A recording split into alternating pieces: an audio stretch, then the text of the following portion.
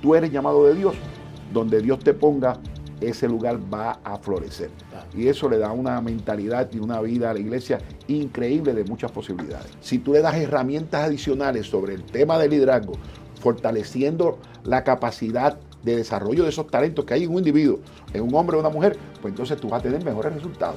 Pero tiene que quitarse, porque en el lugar donde Dios te ha puesto tiene que haber resultados, si no algo está mal. Dios no pone a nadie en un lugar para que sea un lugar estéril.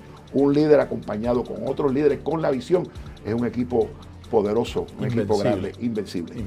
La iglesia ha empezado a mirar, y específicamente la iglesia pentecostal, que es la que yo represento, ha empezado a mirar que la iglesia tiene que desarrollar con fuerza un área que se llame cuidado pastoral mutuo.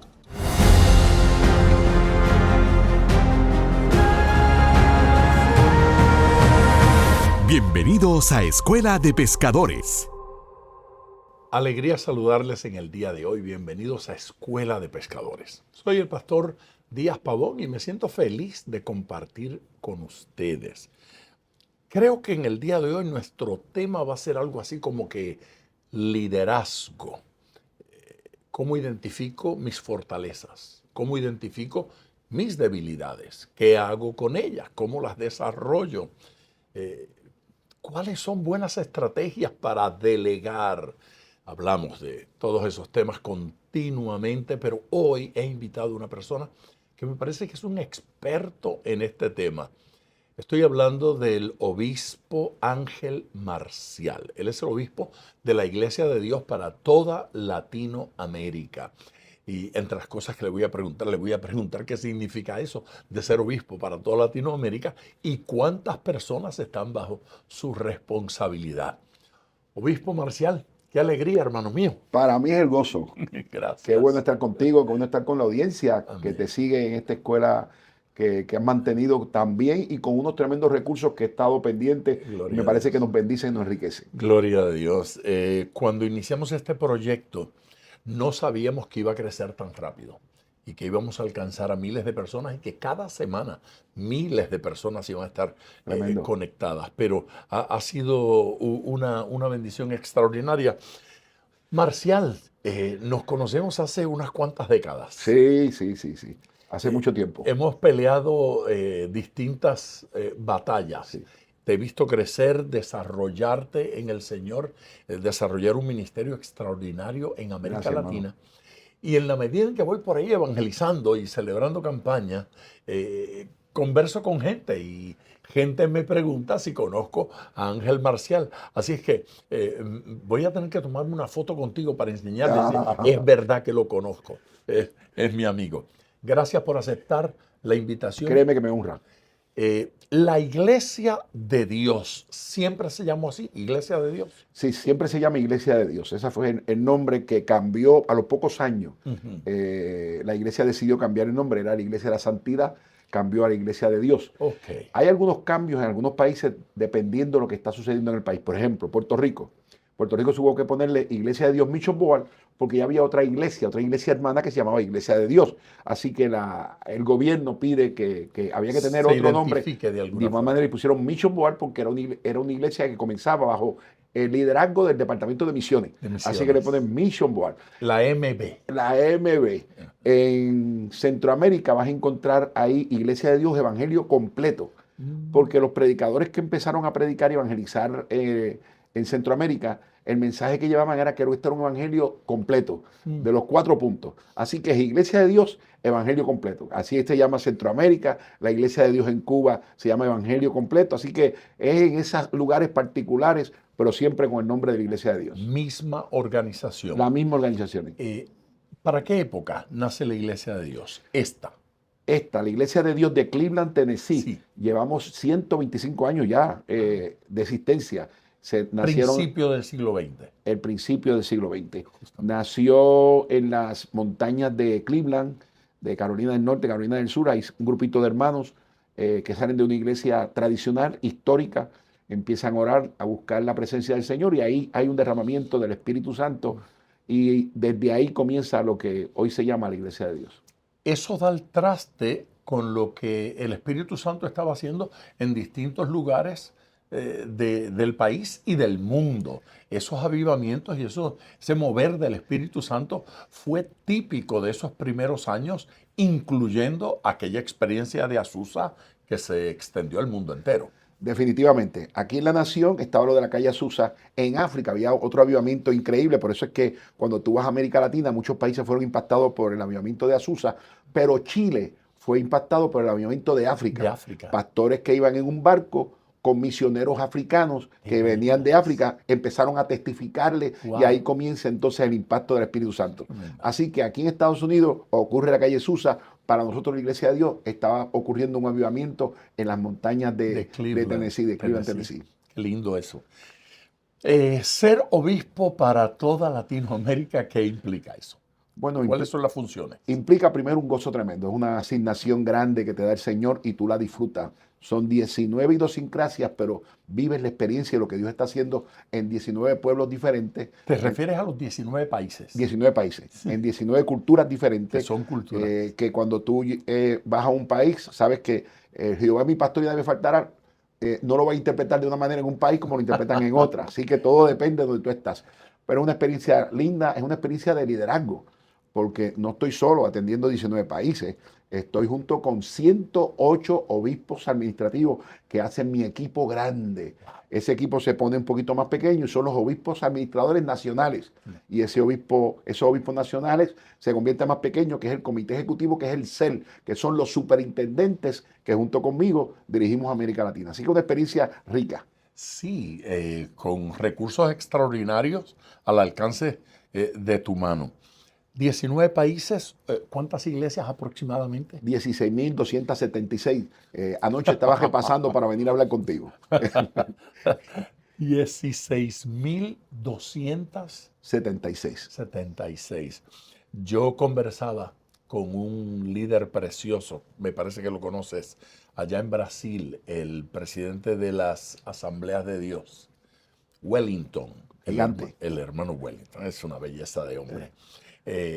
Las Asambleas de Dios en Brasil son particularmente grandes. Bien grande. Enormes, enormes. Entonces le pregunté, ¿cuántas iglesias son ya acá en Brasil?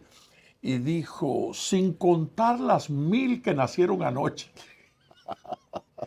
Me dio un número enorme. Sin contar las 1000 que nacieron anoche.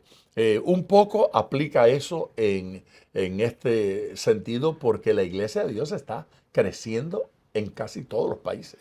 En América Latina hay una experiencia poderosa de crecimiento. Estamos precisamente en una campaña de plantar 2.000 iglesias en estos próximos 2 años. Así que 2.000 iglesias. 2.000 iglesias es el esfuerzo de toda una iglesia para tratar de seguir caminando en crecimiento y prepararnos para esa gran actividad de cierre. Tenemos un plan estratégico que se cumple en el 2033, celebrando el aniversario de Jesucristo. Así vamos a tener nosotros nuestros resultados finales. Qué lindo. Y quiero decirte que hay experiencias increíbles en América Latina. Por ejemplo, a la gente me pregunta, dime dónde tú crees que se puede desarrollar mucho la plantación. Bueno, yo le digo a la gente, mira, si tú quieres saber de fútbol, te voy a traer un brasileño. Y si quieres saber de un asado bueno de carne, te voy a traer un argentino. Pero si quieres plantar iglesia, te voy a traer un guatemalteco. Wow. Guatemala tiene el don de plantar iglesias. ¿Son más grandes ustedes en Guatemala que en otros países? Sí, es el país más grande de la Iglesia de Dios. Tenemos sobre 4.100 iglesias en Guatemala. Bueno, en este momento hay como 900, de 800 a 900 nuevos obreros que están preparándose en un seminario para las nuevas credenciales. Wow. Así que es una experiencia increíble. Si no tenemos ministros nuevos, no podemos tener iglesias nuevas. No podemos tener iglesias nuevas. Dentro de la experiencia evangélica hay denominaciones que están perdiendo iglesias. Y por falta de obreros en muchos de los casos, por falta de pastores, por falta de jóvenes. No es el caso de la Iglesia de Dios. Dios ha hecho algo especial. 2.000 iglesias nuevas en 2 años. ¿Qué hay dentro de ustedes? ¿Qué es lo que los impulsa, los mueve para no haberse quedado estancados y decir, no, nosotros no estamos tratando de no disminuir, estamos creciendo? Primero, el anhelo, el deseo, ¿verdad? De alcanzar rincones a nivel de todo el continente. Segundo, quiero ser consciente con la realidad de Latinoamérica. Quiero repasarla contigo aquí. Latinoamérica es un país joven, muy joven. El promedio de países puede estar entre los 35 y 37 años. Hay países con ese promedio de edad. Así que este es un país joven, así que nosotros estamos tratando de que esos jóvenes se puedan integrar al ministerio y como consecuencia tenemos la fortaleza de los jóvenes, tenemos la experiencia de los ancianos o de la gente con más experiencia y obviamente se hace un complemento bueno. Sí. Los últimos estudios de trabajo de investigación aquí en Estados Unidos, Pastor, dice que los Z, la generación Z, tienen mucha más espiritualidad y están trabajando más con su espiritualidad que los millennials. Sí, señor. Así que hay un despertamiento, hay algo que están mirando esa nueva generación. Debemos aprovechar eso. Que debemos aprovechar eso. Entonces, en América Latina tú ves eso.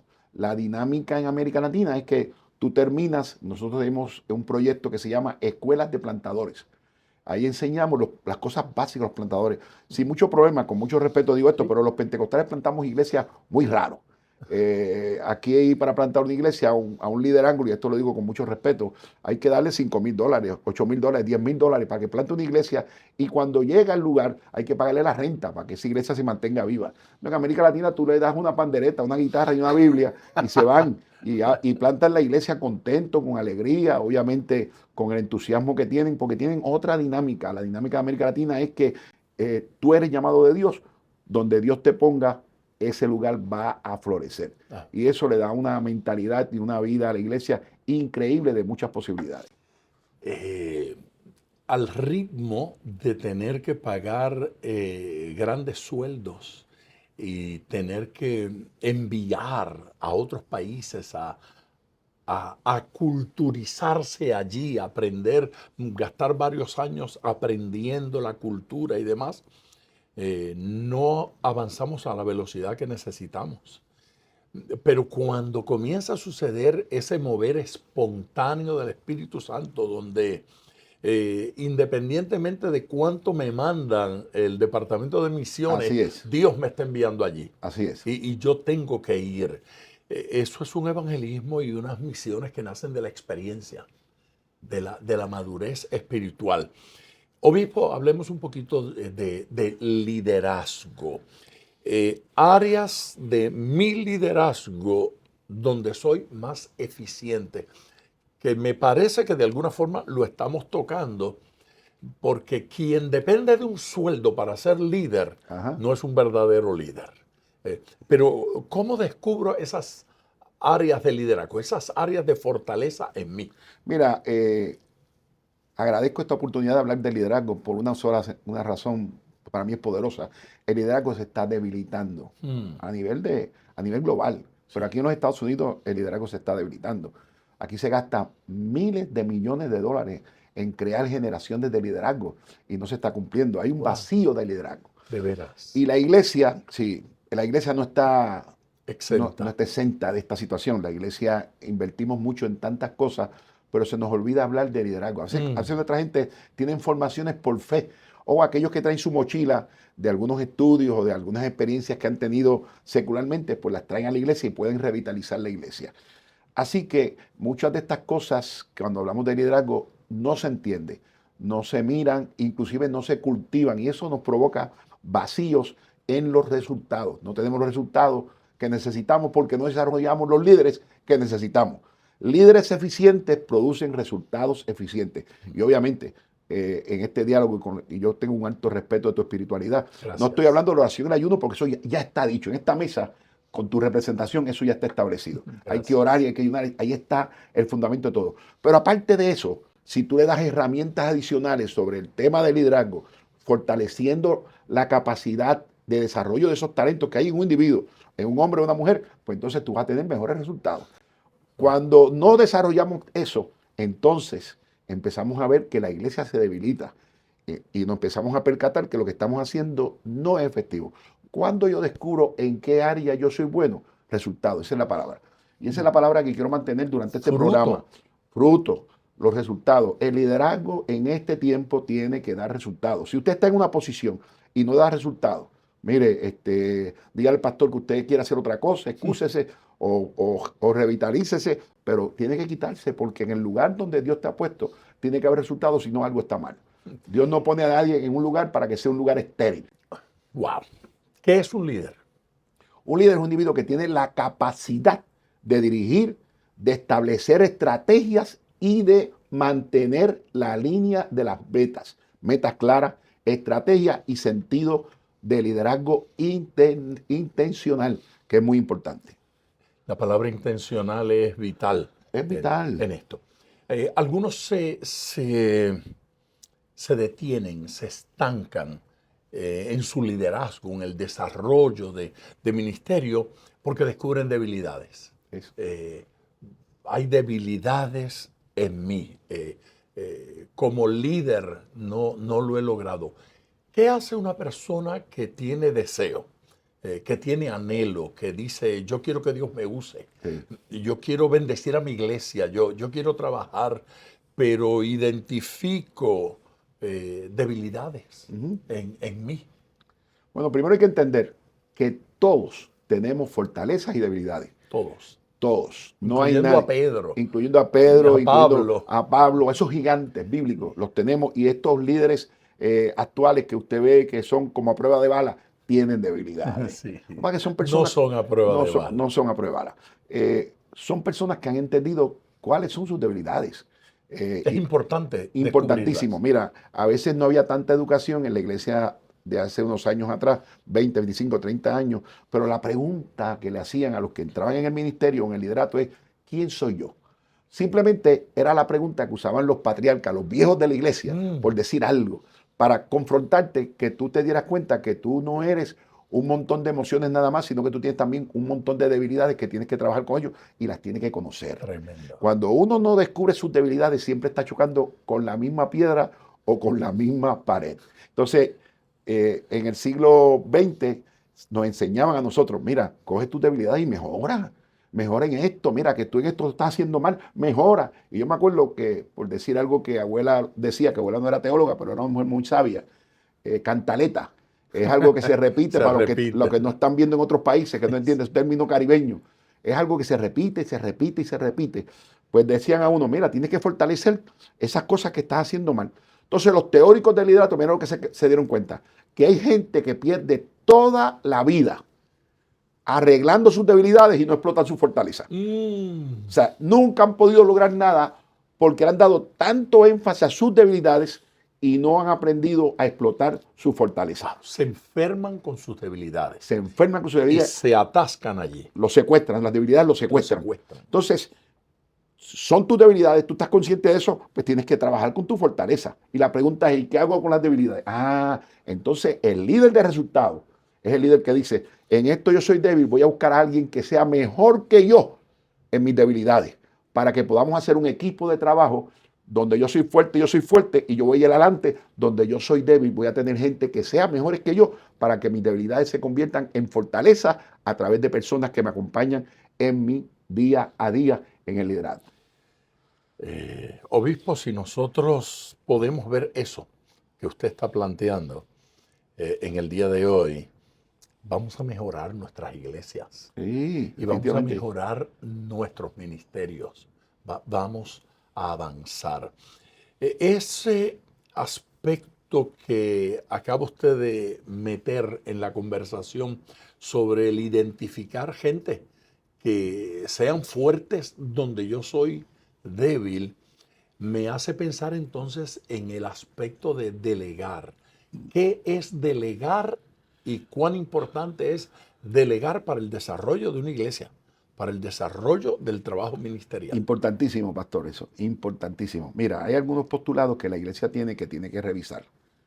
Yo no me atrevo a decir que son postulados malos, pero sí son postulados que hay que revisar y que hay que actualizarlos. Por ejemplo, yo me crié y todo el mundo me decía en la iglesia, tienes que tratar de que la gente llegue a la iglesia. Era lo que nos enseñaban. No, ¿cuánta gente traíste? ¿Cuánta gente evangelizaste y traíste para el culto o para el servicio del domingo? Y cuando uno empieza a analizar la Biblia, esa no era la intención de la Biblia. La intención de la Biblia era que la iglesia fuera a donde la gente. En vez de traer la gente a la iglesia, que la iglesia se moviera a las comunidades, que la gente sintiera. Entonces, yo tengo un tremendo problema, que yo no puedo hacer todo junto. No puedo hacer todas las labores, todas las responsabilidades. En mi barrio le decían el hombre orquesta, otro después Sí. modificaron y decían el hombre pulpo, el que tiene muchas manos. Y la verdad que el que abarca tantas cosas se le va a quemar algo. Entonces no es efectivo. Sí, que yo tengo que aprender a delegar. ¿Y cómo yo delego? Porque es uno de los problemas grandes de la iglesia. Es cómo yo delego y que esa persona que yo delego me haga el trabajo que yo quiero, o haga el trabajo que necesita la iglesia, o que necesita el momento que estamos viviendo dentro del reino. Y es uno de los problemas más serios porque a veces delegamos sin conocer a quién estamos delegando. Para delegar y delegar asignaciones serias, contundentes, yo tengo que haber mirado primero ese laico, ese pastor, esa pastora, esa persona que está ahí, lo tengo que haber compartido con él, lo tengo que moldear y tiene que haber un traspaso de ADN, de lo que yo soy, de mi liderato, de lo que yo tengo como visión y poderlo compartir en eso. Bueno, para simplificarte esto, la Biblia dice de esta manera. Mira, Moisés, ¿te acuerdas que Jetro le dice a Moisés, Moisés, que este es un sacerdote de una secta falsa y es el que Dios utiliza para decirle a Moisés, Moisés, te vas a morir, no puedes hacer eso, te vas a explotar. Busca gente y ponle de lo que tú tienes por dentro, pónselo a él, que lo está diciendo, ponle el ADN tuyo, Sí. el ADN de tu liderazgo. Sí, sí. Y cuando tú empiezas a trabajar con esa gente, cuando tú empiezas a formar a esa gente, entonces va a llegar el momento cuando tú dices, llegó la hora de delegarte asignaciones. O sea, queremos delegar sin haber preparado primero la tierra y la semilla siempre se nos va a morir. Ese fue el desarrollo de los jueces. Exactamente. Tuvieron que aprender, Sí. tuvieron que estudiar con él tuvo que enseñarles qué hacer. Y el término es poderoso. Tomó del espíritu que estaba en Moisés y lo puso en ellos. Sí. Cualquiera en esta época donde nosotros tenemos que conversar y a veces hasta negociar con gente que cree que lo sabe todo, a alguien podría decir, no, pero eso es idolatrar a Moisés. No, no es verdad. Dios escogió un líder, lo puso allí y quiere hacerlo a ese estilo. Dios estuvo trabajando un estilo y una forma de hacer un trabajo. Fue necesario que tomara del espíritu que estaba en Moisés para ponerlo allá, de alguna forma. Cuando el pueblo de Dios iba a la guerra, en tiempos de Gedeón, decían por Jehová y por Gedeón. Entonces, pero a nosotros como que eso se nos hace medio complicado. Están idolatrando al hombre. De repente yo digo, bueno, voy para allá a celebrar una campaña y voy por Jehová y por Ángel Marcial. Y la gente me reprende entonces. Sí. ¿No es cierto? Estoy bien de acuerdo contigo. La cuestión es que a veces cuando uno mira ejemplos como ese de Moisés, uno lo quiere meter en la óptica de una experiencia espiritual y eso no es una clase de teología. O sea, lo que le estaba diciendo Jetro a Moisés no era una clase de los dones del Espíritu. Estamos hablando de liderazgo. Estamos hablando de liderazgo. Moisés, tú sabes mucho de Biblia, tú sabes mucho de oración, pero de liderazgo tienes que aprender. Aquí va. Y Jetro es firme. Y lo está aprendiendo de un ajeno. Y le dice dos cosas que estamos nosotros manteniendo por muchos años en la iglesia y la gente no escucha. Primero, te vas a morir. Si lo tratas de hacer todo, te vas a morir. Segundo, y lo hemos visto en la iglesia. lo hemos visto. Y lo segundo, si lo tratas de hacer todo, no vas a tener los mismos resultados que si estuvieras acompañado. Wow. Así que Moisés, busca gente y delégale. Y tú atiende lo difícil. Tú filtras con esa gente que tú estás preparando, que has puesto tu ADN, que has puesto tu visión, que has puesto tu forma de pensar, que has puesto estrategia en ellos. Y cuando ellos no puedan, entonces eso lo vas a filtrar y va a llegar donde ti. Y es la forma como el liderato puede funcionar en cualquier lugar y en este tiempo siendo más efectivo y teniendo resultados. Me parece que estos conceptos, pastor, estas ideas de alguna manera deben estar impactando esquemas que se han mantenido por años en las mentes del pueblo y que nos detienen. Estamos redefiniendo liderazgo, estamos redefiniendo delegar, estamos redefiniendo qué hacer con mis debilidades, Claro. y el lugar que ocupan mis fortalezas. Claro. ¿Qué ve la gente en mí? ¿Qué debe ver la gente en mí para que me lleguen a considerar un líder? Y eso es fundamental. Compromiso. Ellos tienen que ver compromisos. Si la gente no ve en su líder compromiso, ellos no se van a comprometer. Y el compromiso produce espiritualidad, el compromiso produce trabajo, el compromiso produce dedicación, el compromiso produce entusiasmo, el compromiso produce motivación. O sea, la gente tiene que ver en mí que verdaderamente yo estoy comprometido con lo que estoy diciéndole a ellos, que se comprometan. La gente lo que tiene que ver en mí entonces no es un gran orador, No, ni siquiera un místico, no. es compromiso. Y en compromiso se ven todas las cosas porque el que está comprometido ora. Sí. El que está comprometido predica, el que está comprometido estudia la Biblia. Es compromiso. Es compromiso. Y de esto tú sabes mejor que yo. En el Nuevo Testamento hubo un predicador que se menciona varias veces, y las varias veces que se menciona como un pico de oro. Era un tremendo predicador. Apolo. Pero Apolo, fuera de predicar, nadie puede mencionar nada. No, o sea, Apolo era un buen predicador, pero liderazgo era Pablo. Sí, señor. Y mira todo lo que se dice de Pablo. Sí, señor. Pablo era un líder. Pablo sabía organizar. Pablo tenía estrategia. Pablo sabía levantar fondos. Mire, cuando no hay dinero, yo voy a construir cabañas. Así que era un tipo tan estratégico que cualquier elemento que se le hacía frente, él lo podía hacerle frente y podía vencerlo. Y lo más serio del apóstol Pablo era que era un imán para que la gente se pegara al compromiso, porque veían a Pablo comprometido, veían a Pablo sujeto a lo que tenía que hacer. Así que muchas cosas de lo que nosotros llamamos personas carismáticas, que no es malo, a veces es bueno, esos son talentos que Dios da y dones que Dios da, y gloria a Dios por eso. Son gente que son buenos predicadores, eso es bueno, buenos maestros, eso es bueno, pero el líder es un líder donde tú lo vas a ver siempre produciendo resultados. ¿Y por qué menciono tantos resultados? Porque nos hemos llenado de tantos líderes de mantenimiento. Entonces usted pregunta, ¿qué pasa? Bueno, pues que el líder, o sea, Maxwell, que es un teórico de liderazgo muy sobresaliente. Maxwell tiene una frase y dice, mira, todo comienza y todo finaliza con el liderazgo. O sea, si es un buen líder, tú vas a ver los resultados de un buen líder. Y si es un líder de mantenimiento, se va a conformar con lo que tiene. Hay 20, me conforme. Me entregaste 20.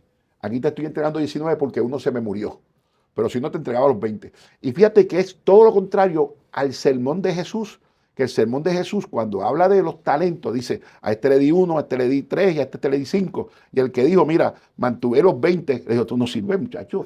Si lo que yo te doy, lo doy para multiplicar.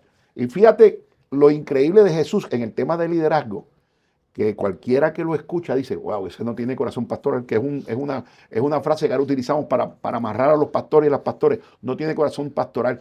Pero Jesús dijo, mira, y tú, que lo que tienes es 1, te lo voy a quitar y se lo voy a dar a uno que va a producir resultados. Así que se lo quita y se lo da a uno que demostró que tenía resultados, que andaba con el ADN de Jesús, que sabía lo que era la multiplicación. Wow. A ver, dones espirituales es lo más evidente en la vida de una persona. Nos encanta, somos atraídos por aquel que testifica que oró por un enfermo y se sanó. Claro. O aquel que evidencia tener fe, o que habla lenguas, o que las interpreta, que tiene dones. Claro. Si hay dones, pero los dones no son una certificación del carácter. No. Hay gente con muchos dones y carácter débil, carácter deficiente. Pero en el liderazgo, el carácter es más importante. Definitivamente. Carácter, fruto del espíritu, Sí. Vida comprometida, persona amarrada. Hay otro problema que veo a menudo en muchos lugares, y es un romance y un amor por la iglesia universal, pero un menosprecio a la iglesia local. Exactamente. Si hay menosprecio a la iglesia local, obispo, no hay crecimiento. No hay crecimiento. Porque eso de que amo la iglesia, eso es como, bueno, no tengo problema con los hermanos en la China porque nunca los veo. Sí. Amo la iglesia universal porque están por todas partes y no choco con ellos. A los que hay que amar es a esos con los que me tropiezo en la puerta del templo. No. Y déjame decirte algo, para que tú eres pastor y tú guardas tu diplomacia, pero la gente que no ama lo que está pasando en la iglesia local se convierte en una piedra en el zapato de la iglesia. Es verdad. Porque no producen, pero tampoco permiten que otros produzcan, porque siempre está viendo las debilidades y la falla de la iglesia. Entonces, esas personas, tú te vas a percatar que donde quiera que tú lo pongas en la iglesia, siempre van a dar problemas porque no han entendido la dimensión, el nivel de poder entender y valorizar y celebrar lo que es la iglesia local. No puedo mejorar eso. Sí. Así que no comento nada. Simplemente digo amén. Sí. Un líder, un ministro, una persona que se levanta en la iglesia y que trabaja para el Señor, a menudo se tropieza con que tiene que manejar más de un proyecto al mismo tiempo.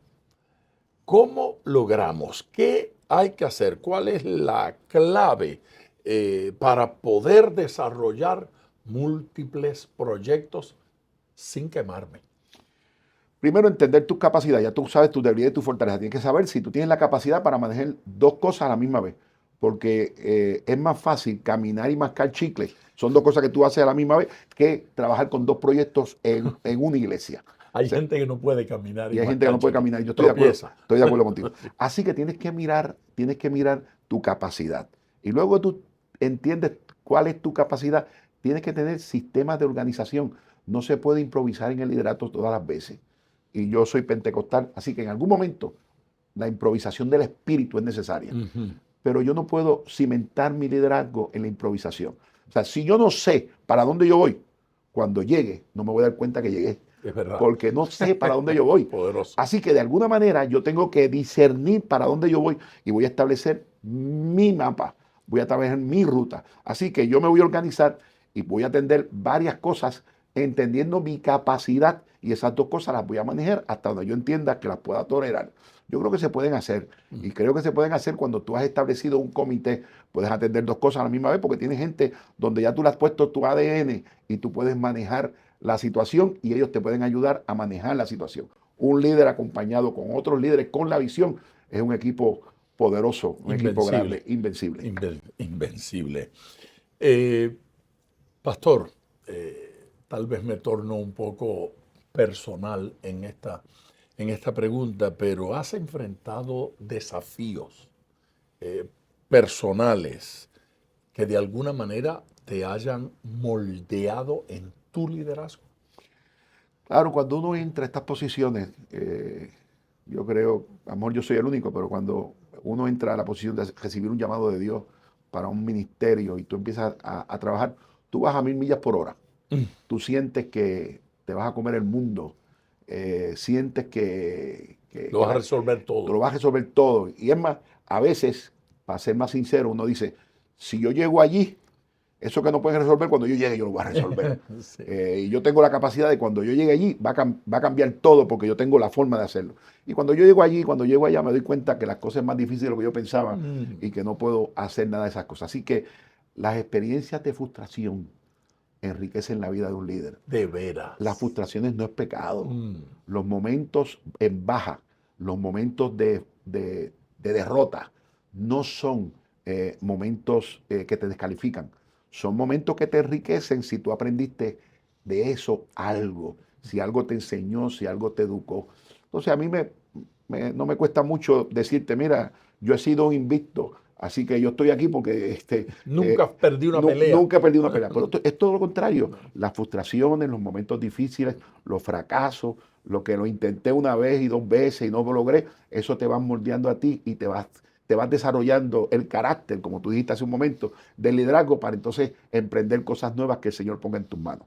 Así que eso me parece que es un punto bien importante. Segundo, las cosas que también me han ayudado a crecer es cuando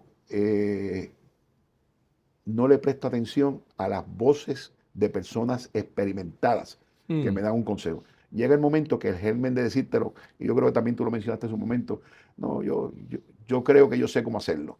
Lo estoy escuchando para ser respetuoso, pero ya yo tengo mi forma. ¿Sabes? Esa forma de tú pensar de que tú controlas, que tú secuestras la solución, que tú secuestras, que tú eres el dueño de lo que va a ocurrir. Los muchachos en el barrio decían que tú eres la última Coca-Cola del desierto. Sí, sí. Esas experiencias Me duras, creo la gran cosa. cuando tú chocas con la realidad, empiezan a enseñarte que en la vida del líder hay que aprender a escuchar.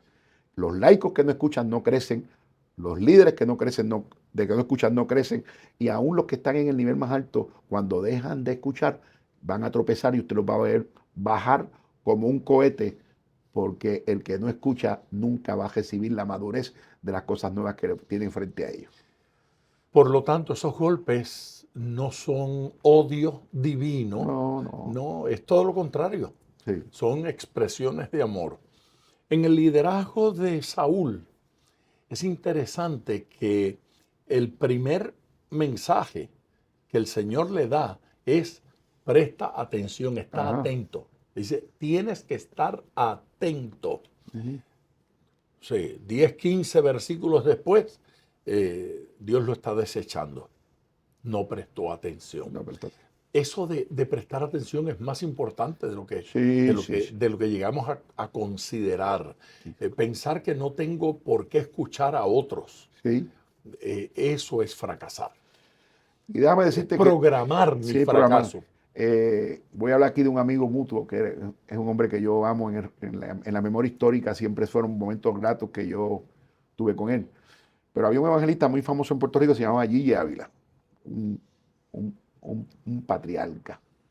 Y el hermano Gigi tenía tanta influencia, el ministerio era tan poderoso, que empezó a desarrollar sin él querer muchos Gigitos. Eran muchos que predicaban como Gigi, Es verdad. gritaban como Gigi, Gesticulaban como Gigi, tenían los eslogans de Gigi. Entonces, cuando usted trataba de acercarse para tratar de ayudarlos, estaban tan encerrados en un modelo que habían aprendido de memoria y usted los veía que como subían, también bajaban. Porque eran personas que copiaron una forma, se copió un estilo, pero no tuvieron la oportunidad de discernir, de chocarlo. El líder que no tiene una pared para chocar su forma de pensar es un líder que no va a llegar muy lejos. Necesitamos paredes, necesitamos alguien que nos diga, oye, lo estás haciendo mal, oye, lo hiciste bien, pero a Dios hay que darle la gloria, si no hubiera sido por el Señor. O sea, si esas voces no se escuchan en un momento dado, no importa a quién tú imites, no vas para ningún lado. Imitar de esa forma no es el camino. No es el camino. Tengo que ser auténtico. Tengo que ser auténtico y tengo que ser yo.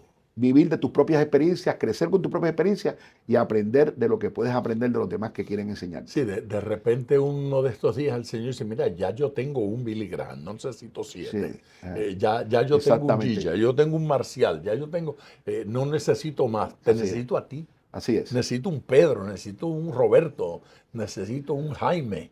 Te necesito a ti. Sí. Avanzando en esto y tal vez ya tratando de ir redondeando un poco lo que estamos hablando, hablamos de gente que se quema. En las pasadas preguntas y en esta conversación hemos estimulado el trabajo, hemos estimulado a delegar, hemos estimulado a desarrollar más de un proyecto a la vez. Pero hay gente en el camino y de seguro, pastor, hay gente en este instante que nos está escuchando que dicen esto, ahí yo me quemé. Yo me quemé con todo eso encima de mí, yo me quemé con todos esos compromisos, se me quitaron las ganas, ahora no quiero. Yo soy pastor aquí en la ciudad de Miami. En las entrevistas pastorales, la frase que más escucho y que me taladra el alma, Marcial, es gente que dice, en mi país yo hacía, yo iba, yo tenía, en la iglesia a la que yo iba, allí yo fui, hice aquello, se quemaron. Y yo tengo una congregación de carbones, de gente que se quemó y que estamos intentando refrescarlos de alguna forma, revitalizarlos de repente, utilizando una frase tuya. Pero ¿cómo identifico? ¿Cómo logro darme cuenta que voy camino a eso, que voy camino al horno. Mira, hay varias cosas que yo siempre he visto en estas personas que vamos camino a eso. Todos también tenemos el peligro de caer en eso. Uno tiene que tener el equilibrio para entender cuándo uno va para eso. Eso es lo importante. Cuando tu deseo de oración no es el mismo de antes. Cuando tu deseo del servicio te pesa, ya es un problema hacer lo que Dios quiere que tú hagas. Cuando sientes que las personas no te entienden porque tú quieres siempre tener la razón. Cuando no hay espacio para la diversidad. Y número 5, cuando has perdido el deseo de bendecir a alguien que es tu prójimo, tú estás a punto de quemarte. Wow. Son 5 puntos que para mí son fundamentales en la vida de cualquier cristiano. Cuando yo siento que estoy protestando en el Señor, diciendo, Señor, esto me está molestando mucho, yo rápido enciendo las luces, busco un lugar, busco un espacio, busco un tiempo de descanso, busco un tiempo de diálogo, busco un amigo que me hable, me acerco a escuchar a mi esposa un poquito más serio. Que muchos saben ellas. Que las esposas tienen 6, 7 instintos. Sí. Así que me estoy dando cuenta, el quemazón no llega como en paracaídas, no. De la noche a la mañana. No, es un proceso que tú vas acumulando y tú te vas a dar cuenta que tú no eres el mismo. Yo lo veo muy, muy claro en la experiencia que tuve pastoreando. Aquellos hermanos que tú te los veías siempre fogosos cantando en el segundo, el tercer banco, y después a los 6 meses lo veías en el sexto, séptimo banco, y después lo veías en el último, y dije, yo en mi mente decía, si no lo agarro, lo pierdo, porque de ahí se va para afuera. Entonces son gente que va desanimando. Usted lo veía con una devoción tremenda para servir en la iglesia, ahora no puedo. Entonces, algo pasa allí. Algo está pasando. Así que ese proceso me parece que lo tenemos que observar, tenemos que ser sinceros. Hay un verso bíblico que los teóricos de la revitalización lo utilizan mucho y es el verso que habla el Señor Jesús a la iglesia de Éfeso en el capítulo 2 de Apocalipsis. Dice, acuérdate de lo que eras. ¿De dónde caíste? De dónde has caído y vuelve a tus primeras obras. Ese es el verso clásico de una revitalización de una iglesia y de un individuo. Hay que acordarte, tú no eres el mismo. Y después que te recuerde, arregla lo que tengas que arreglar, porque hay una palabra que se oye fuerte, pero él la dice ahí, arrepiéntete. Sí, Señor. Así que arregla lo que tienes que arreglar. Es un cambio de mente. Un cambio de mente, y luego que te arrepientes, entonces vuelves al lugar que tienes que volver. Así que me parece que son los 3 pasos fundamentales que tenemos que pensar, tenemos que actuar y tenemos que hacer para que el Señor nos bendiga de una manera especial. Como obispo eres un pastor de pastores, sí. Un líder de líderes. ¿Has visto eso? ¿Has visto ese líder nacional o ese pastor? Sí. Verlo en proceso de quemarse y que él no lo vea. Claro. Que uno dice, se está quemando y no se da cuenta ni lo siente. Y uno se da cuenta porque esos líderes se aíslan. Tú empiezan que no quieren hablar, no quieren compartir. Tú los ves como que se aíslan. Y son casos que tú te percatas y te estás dando cuenta de que hay una situación difícil que hay que atender. Y déjame decirte que esta problemática es a nivel global. Hace 15, 12 años, la iglesia ha empezado a mirar, y específicamente la iglesia pentecostal, que es la que yo represento, ha empezado a mirar que la iglesia tiene que desarrollar con fuerza un área que se llame cuidado pastoral mutuo. El pastor tiene que cuidar la congregación y la congregación tiene que cuidar al pastor. A los pastores hay que cuidarlo, porque es la materia prima que tiene el Espíritu Santo para trabajar con la iglesia. Entonces, las organizaciones nos hemos dado cuenta que hay que desarrollar estrategias para cuidar a esos pastores, que no hablan por miedo a que pierdan su reputación en el concilio, pierdan las posiciones, que no los consideren para otras posiciones. Y a veces callamos tanto se puede decir aquí, por la apariencia, que la apariencia nos traiciona, ¿verdad? Cuando debe ser al revés. Si estoy pasando por un momento difícil, voy a hablar, voy a buscar ayuda. Si mi matrimonio está pasando por un momento difícil, voy a buscar ayuda, no voy a esperar que se rompa para buscar ayuda. Entonces, desde esa perspectiva uno se está dando cuenta y por eso los programas que te estás dando cuenta del avivamiento que hay de cuidado pastoral, porque se nos está muriendo la materia prima del Espíritu Santo y hay que trabajar urgentemente con ese departamento y con esa área de los pastores. Dios no escondió los defectos de sus líderes. Sí, Si tuviésemos un ministro entre nosotros al que le estuviera pasando lo de David, quedaba fuera. sí. Inmediatamente destruido al suelo, patéenlo, písenlo, acaben con él. Si encontramos a pastores en unas discrepancias y discusiones como las de Pablo y Bernabé, decimos esos dos carnales Sí. se están atacando y se están gritando. Pero Dios no lo escondió. No lo escondió. Dios lo sanó. Los sanó. Los sanó y los revitalizó y los levantó y no los echó. Y Jesús puso un modelo bien fuerte. La vara que puso Jesús era fuerte. Jesús era un Dios radical. Jesús era radical. Wow. Imagínate, esto uno lo piensa, y ustedes solamente los predicadores pueden sacar la hermenéutica correcta a esto, pero estoy en una tormenta. Desde que soy muchacho me han enseñado que Dios nunca duerme. Estoy en una tormenta. Se supone que ahí en tormenta es cuando Dios menos duerma. Está en un barco, están sus discípulos, hay una tormenta y Jesús se va a la parte de atrás a dormir. Como diciendo a sus discípulos, mire, aunque haya tormenta, en momentos de descanso tienes que descansar. Sí, Señor. En el momento de las crisis, cuando haya crisis, el momento de tus días libres, tienes que tomar tus días libres. En el momento difíciles, tienes que aprender a compartir con tu familia. Entonces, ese cuidado que debe tener el hombre y la mujer de Dios, a veces lo perdemos, porque ciertamente cometemos el error, y me estoy incluyendo, de que la pasión por el reino nos hace adictos al trabajo. Entonces estamos tan preocupados por el trabajo que nos olvidamos de las recomendaciones de Dios Wow. hacia nuestro ministerio. Wow. Entonces, en ese particular, yo creo que esto de cuidado pastoral, lo que tú dices, me parece que es muy contundente. Tenemos que darnos cuenta cuando vamos en dirección del quemazón. Obispo, que mucho tenemos que hablar. Necesitamos 3 programas más para seguir con esto. Hará 20, 25 años de esta experiencia. Nuestros predicadores acostumbraban decir cosas como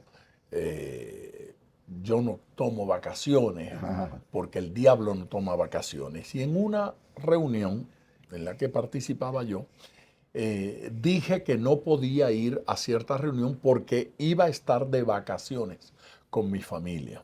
Y el líder se levantó y tronó contra mí y me dijo que el diablo no toma vacaciones y yo tampoco. Y le dije, pero yo no imito al diablo. Yo voy a tomar vacaciones. Muy bien. Casi me botan. Sí. No, Casi me botan. y que el Génesis dice que Dios hizo al mundo y todas las cosas que estaban ahí en 6 días. El séptimo de día una vez descansó. Descansó. O sea que tomó vacaciones. Tomó vacaciones. Sí, pero el diablo no toma vacaciones. Sí, pero yo quiero parecerme a Dios. Sí, exactamente, exactamente. Llegamos a creer que el descanso es de flojos y no es de flojos, es de gente que quiere seguir trabajando. Que quiere y que quiere rendir. seguir Mira, rindiendo. esto lo aprendí de un predicador también muy querido en Puerto Rico, que decía que la Biblia dice que nos tenemos que gastar como la vela. Sí. Dice, lo único es que algunos ministros encienden la vela por los 2 lados. Sí, Y se está consumiendo la vela muy rápido. muy rápido. Entonces, el otro problema que tenemos respecto a eso es que, por ejemplo, aquí en Estados Unidos hay una crisis. El 2% de todo el liderazgo a nivel nacional tiene la capacidad de moverse de un estilo de liderazgo a otro estilo de liderazgo. El 2%. El 2%. El 80 y algo por ciento solamente viven con la experiencia de un solo estilo de liderazgo. Como son siempre. Así siempre. Y yo he escuchado eso también, como yo soy yo, ya Ese soy yo. nadie me cambia. Sí. Entonces, esa es una debilidad en el liderato que te produce mucho estrés, porque se supone que el líder actual tenga la capacidad de moverse de un estilo a otro estilo de liderazgo, según las circunstancias que está viviendo. Y en mis trabajos de dinámica con los pastores me he dado cuenta de que hay 4 estilos de liderazgo que sobresalen en la iglesia. Está el liderazgo sistemático. Está el liderazgo dictatorial. está el liderazgo motivador y está el liderazgo espiritual. Esos son los 4 estilos de liderazgo que más existen en la iglesia. Y yo a veces voy a hacer dinámicas y la gente se percata cuando le digo, mire, estos son los 4 liderazgos más sobresalientes, pero el más que sobresale en la iglesia es el espiritual, lógicamente, porque es el de Dios, confía en Dios, Dios es poderoso. Es lo que nos identifica todo, el ADN. Así que hay muchos estilos de liderazgo. Entonces, tenemos líderes dictatoriales. Es como yo digo, y punto. Y están los líderes sistemáticos. ¿Verdad? Mira, píntame esa pared y tú vienes a los 3 días y te dicen, no nos hemos puesto de acuerdo en el color de la pintura. Y yo, pero ¿y qué quisieron ustedes en 3 días? Mire, pastor, escúchame bien. Aquí cayó la presencia de Dios. Mira, los pelos están parados. Mire. Entonces, se dedican solamente a la expresión, pero no producen el trabajo que tienen que producir en la iglesia. Esto no es malo. Lo único que cuando tienes que hacer una tarea, la tienes que hacer. Sí. Entonces, esos 4 estilos de liderazgo, a veces nosotros no tenemos la capacidad de movernos de uno al otro, del uno al otro, del uno al otro. Y solamente nos quedamos en uno. Las circunstancias determinan que debo utilizar lo uno o lo otro. Claro, las circunstancias son las que van a dominar. Hay momentos para esto y hay momentos para esto y momentos. Hay momentos que tú tienes que decir, no, mira, esto tienes que seguir esta línea. Punto. Y eso es dictatorial. Pero hay otros que tienes que desarrollar tu liderazgo sistemático. Mira, ¿qué tú crees si hacemos esto? Dialogar, tratar de hacer un mapa con la persona que estás atendiendo. Hay otros que son espirituales, ¿verdad? Esto es cuestión de orar. Y hay otros que son momentos de motivación, liderazgo estilo de motivación. O sea que cuando tú escoges el estilo de liderazgo es porque tú ya sabes que en estas circunstancias tú lo vas a coger y discernir según las circunstancias que estás viviendo. El líder aquí, en Japón, en China, en África, siempre tiene 2 cosas en las 2 manos. Y si a la gente se le olvida todo lo que hemos hablado tú y yo, esto no se le puede olvidar. Los líderes tienen un cubo de agua y un cubo de gasolina. Ok. Tienes que tener la capacidad de cuándo vas a usar el agua y cuándo vas a usar la gasolina. Si los inviertes, es trágico. Si estás ante una discordia entre 2 hermanos y se te ocurre echar la gasolina, tragedia. Eso va a ser una tragedia. Pero si en vez de gasolina echas agua en ese fuego de controversia, entonces esa capacidad de poder manejar esas 2 circunstancias en los estilos de liderazgo que te estoy mencionando, es algo que te va a ayudar para tener resultados. Mi última pregunta. Bueno, va a ser una pregunta y luego voy a hacer media pregunta para terminar. Pero mi última pregunta, ¿hay filtros que debo utilizar a la hora de hacer mis propuestas? Sí, hay muchos. Por ejemplo, mi esposa. Cuando yo termino de predicar, pastor, me viene evaluando el sermón. ¿Por qué dijiste esto? Tiene las notas allí. Sí. Cuando estoy en un diálogo con algunas personas, ¿por qué le contestaste así? Qué lindo. Entonces, es un filtro que yo tengo. Lo tengo en mi casa, bien cerca de mí. Fabuloso. Así que yo tengo que manejarme porque yo sé que cuando llegue a casa me van a cuestionar, me van a preguntar. Y son cosas buenas. Otro filtro que me parece que debe tener son gente de tu confianza. Oye, estoy pensando esto. Yo no acostumbro, cuando viene un proyecto a mi corazón o a mi mente, a pesar de que yo entiendo que es del Señor, lanzarlo sin rebotarlo con amigos. Mira, ¿qué tú piensas de esto? ¿Qué tú crees de esto? Ah, pues mira esto. Y a veces escuchándolos a ellos, modifico mi idea. Ah, mira, madura tu idea. Así que son filtros que son necesarios. Sí. Y el otro filtro que a mí me gusta utilizar en cuestión de estas experiencias de uno presentar proyectos grandes, espectaculares, es un comité que yo le llamo el comité de consejeros. Es un comité que yo he establecido, que son la gente que me van a ayudar para yo presentar la idea para antes de sacarla. Yo estuve hace 3 semanas en República Dominicana y me llevé al cuerpo de consejeros. Wow. Y estuvimos 3 días ahí hablando, dialogando, planificando. Y esos son mis filtros porque me ayudan a evitar los errores. Y cuando yo llevo esto en pleno a tantos pastores que lo pueden malinterpretar de cualquier forma, pues ya yo vengo con el endoso de ellos y con los filtros de ellos. Así que puedo fallar en alguna cosa, pues siempre uno puede fallar. y no me voy a castigar porque fallo, porque nosotros estamos tratando de hacer lo mejor. Sí. Pero la posibilidad de que voy a acertar es mucho porque lo he pasado por los diferentes filtros que yo mismo he diseñado. Y cada persona tiene la responsabilidad de diseñar los filtros que mejor entienda. O sea, Disminuyen las posibilidades claro. de fracaso, porque ya el proyecto vivió Sí. ese proceso de purificación Sí, antes de... exacto. Qué lindo. Y no te busques filtros como Caperucita Roja, que a todos te va a decir que sí, Ay, ¿verdad? sí, sí, Búscate sí. filtros críticos que tengan, Que piensen. que puedan analizar contigo y que se atrevan a decirte, no, eso no sirve. Obispo, esto ha sido enriquecedor, pero yo Gracias. dije que tenía media pregunta. Ajá. Esta media pregunta es porque no estaba contemplada en estos pensamientos que hemos tenido. ¿Cuán diferente es o en qué es diferente el ángel marcial de hace 4 décadas, pastor en Puerto Rico, con el ángel marcial obispo de 19 países, de 16,000 iglesias, de una cantidad enorme de pastores? ¿Cómo esta experiencia ha transformado su vida? ¿Cuáles son las grandes diferencias de liderazgo de aquel muchacho y de este obispo? Hay varias contundentes. Por ejemplo, yo no pienso como pensaba hace 40 años. 40 años, 30 años atrás. Definitivamente el pensamiento va cambiando. Por la forma como uno crece con muchos prejuicios dentro de la iglesia, pero uno se empieza a dar cuenta que esos prejuicios están aguados, no son reales.